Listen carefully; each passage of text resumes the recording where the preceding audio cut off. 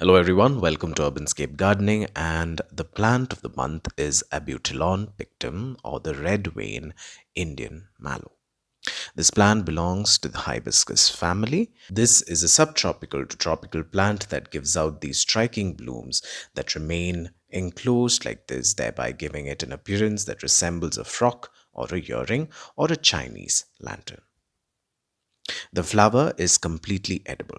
This plant can reach up to a height of 5 meters and not more.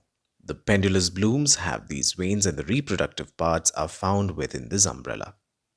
They arise at the node like this and unfurl later. These blooms are quite brittle and can break easily with the slightest of touch.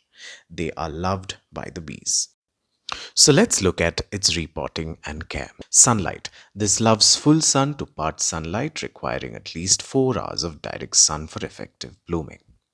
Watering. Just like the hibiscus, it must be frequently watered every day during summers especially, and you must ensure that it does not sit in water and must have good drainage. Just to absorb some extra water, I've used some sedum ground cover as well.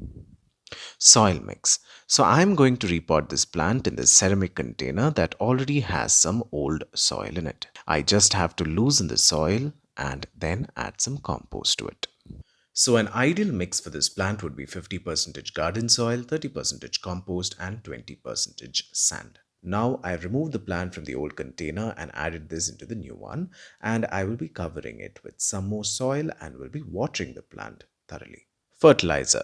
You can use compost every 5 months and that would be enough. Propagation. You can propagate this plant using stem cuttings. Pests and diseases. Just like the hibiscus, scale insects or mealybugs could be an issue if the plant gets stressed due to lack of sunlight or overwatering. Pruning. You can prune this plant if you see the plant is not giving out new leaves or buds, but you can skip pruning entirely if you want. So folks, if you want a dazzling dangler, then what better plant than this? And with this, we've come to the end of yet another episode of Urbanscape Gardening, and I really hope you've enjoyed this particular program. Additionally, you can follow me on Instagram and Facebook. The links are given below.